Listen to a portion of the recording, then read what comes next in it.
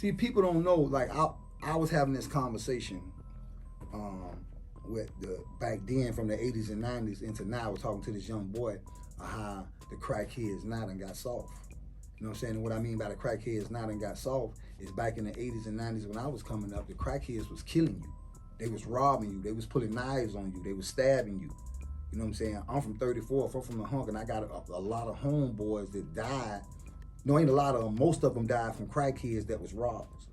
And if people don't know the history of Tampa, the most notorious jackers, aka robbers and killers that come out of Tampa was crackheads. I'm talking about that was terrorizing.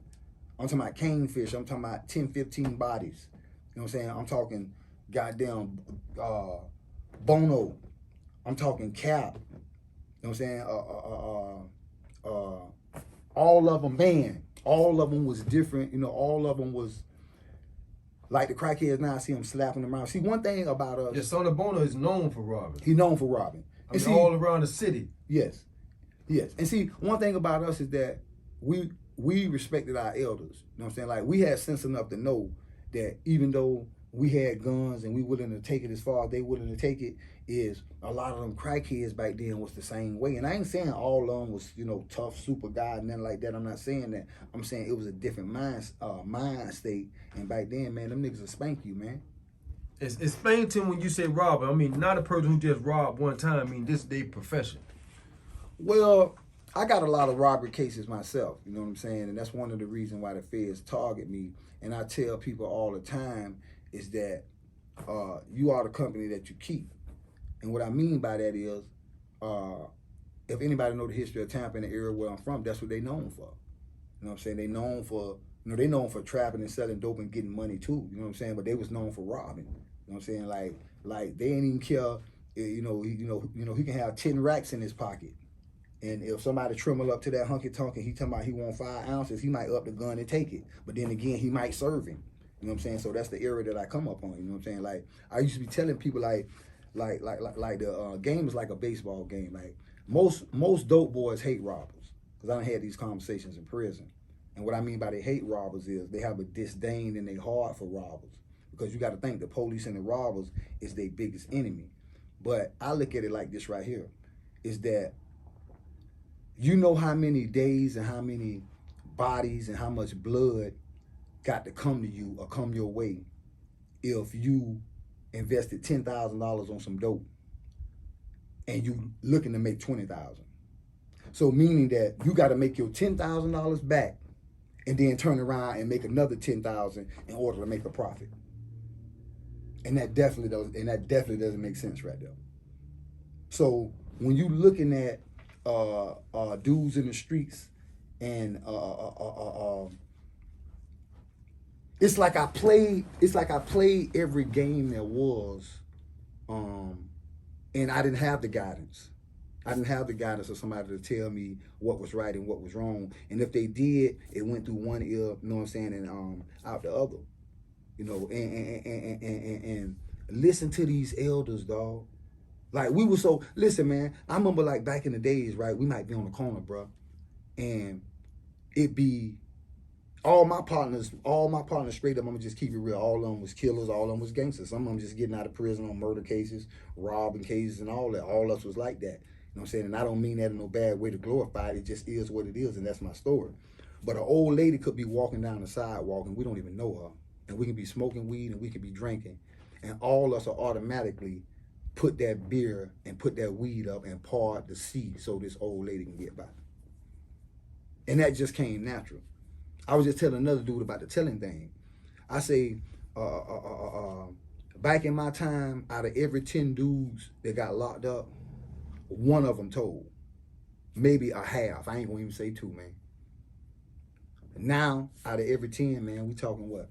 8, 9?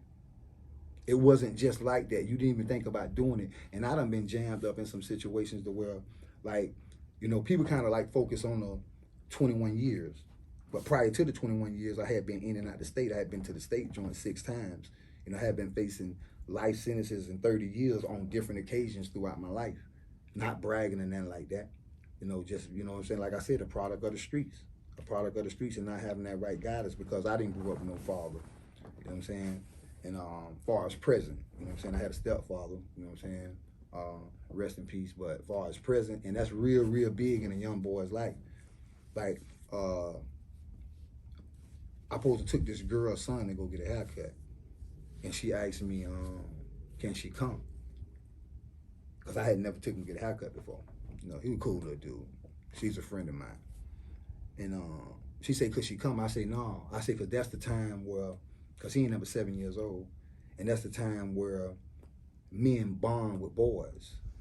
You dig what I'm saying? It's at the barbershop, because the little boy, you don't know if he around girls, you don't know what's going on with him, or anything like that, you know, as far as living with his mom. But so when he go there, you know, he get a chance to feel the, you know, the testosterone of men. You know, we talking about sports, you know what I'm saying? We jiving back and forth, and that's what he need. I said, he don't need you there as his mama to go to the barbershop with him, you know what I'm saying? Because I remember when I was a kid, by the way, 1985, I wanted a Jerry curl and an S curl, but my grandma would never let me get one. I never had one, but boy, you better believe when Michael Jackson came out, I wanted one. But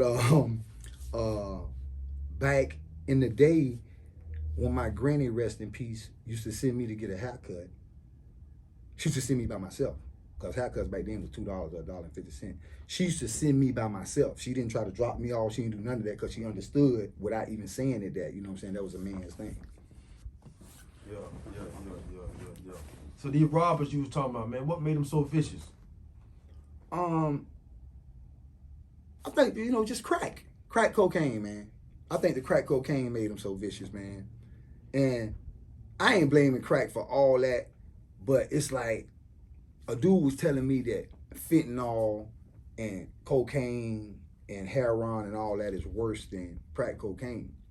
I said the reason why I'm gonna disagree with that is because heroin at one time was in certain cities, New Orleans, Baltimore, you know, Tampa got a few, you know what I'm saying, had a few holes back then, but we ain't no heroin city. But crack cocaine in the 80s hit every nook and cranny in the United States of America and other parts of the world. That's how powerful that was. And fentanyl and heroin never did that.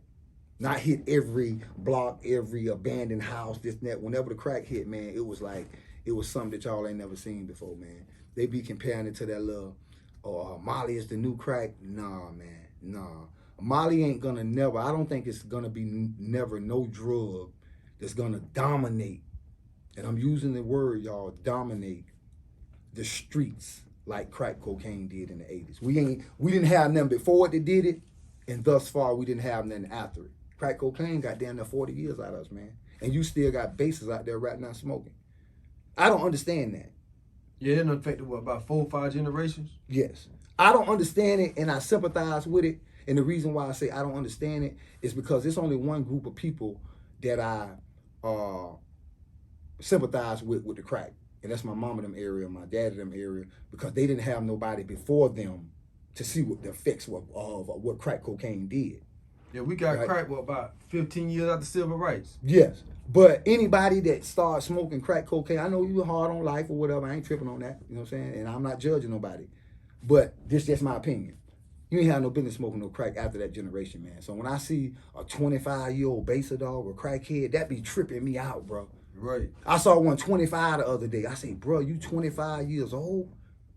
Like, you put a stem to your mouth, bro? And you 25 years old and you done seen what this done to your family? You haven't seen it, though. Huh? See, he ain't seen it because he only 25. Yes. So he still ain't seen it. Yeah, that's crazy. That's crazy, bro. He ain't seen it. We seen it because we seen it before crack. We seen when it came. And then we seen what it did along the way because we was evolving with it. Correct. So we seeing, damn, this girl, you be so pretty. Damn, she look so bad. Damn, man, that's some mama. She out here now, you know, on drugs. Damn, that's some daddy, man. He out here. That's some uncle. So we seen it. Yeah, we seen it. And then y'all have to also think is that crack hit Tampa in about 84, 85. I want to say it was definitely bloomed out. It was definitely full blast in 85, 86. But I want to say 84, 85. And when crack hit Tampa at that time, I was a young nigga coming out the streets. You know, so I was young. Because the average nigga in the streets, if you ask him what age he going to come out, I mean, that he came out the house and jumped off the porch, he going to say 12, 13 years old. You know, 85, I was 12, so you do the math. But when we first came out and we saw that, the people that were smoking crack, they wasn't zombied out at that time. And what I mean by zombied out is it was new, so they hadn't fell off yet. So I was there to see them when the doctors and lawyers was pulling up, and the Benzes and the regular, you know what I'm saying, working people, the school teacher, the, you know what I'm saying, stuff like that. And it was only years later, maybe a couple of years. And I ain't saying it wasn't none that wasn't messed up back then, but it wasn't none. But at one time, crackhead done took over everybody. Everybody was looking crazy.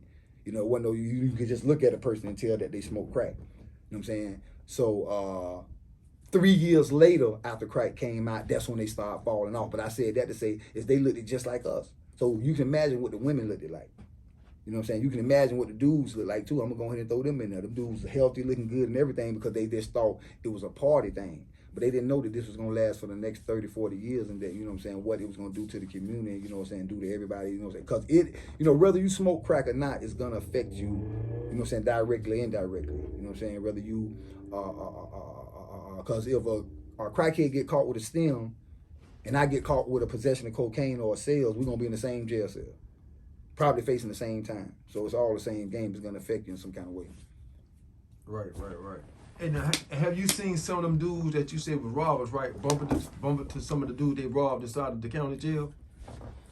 Well, everybody I just named, all them robbers, shout out to Al Howard. All them robbers I just named is stone cold gangsters. And what I mean stone cold gangsters is they can hold their own on the streets and they can hold their own in jail. And I'm telling you that for me, you know what I'm saying? And I don't have no special interest in, you know what I'm saying, neither one of them. I'm just from that era and I remember them times. Because it wasn't there. So it ain't like to answer your question that either one of them dudes was soft, because they wasn't. Them niggas was gangsters and they still is. You know what I'm saying? You know what I'm saying? Some of them, you know what I'm saying? Some of them, you know what I'm saying? Some of them done got old now. You did. But yeah, man, it was a different time, man. I learned a lot of lessons, man. I done been robbed by crackheads. You know what I'm saying? I had a crackhead, I think I was 17 years old. I was sleep on a project step because my grandma had done kicked me out the house. She found out I was selling drugs. Well, you know, she found out years later.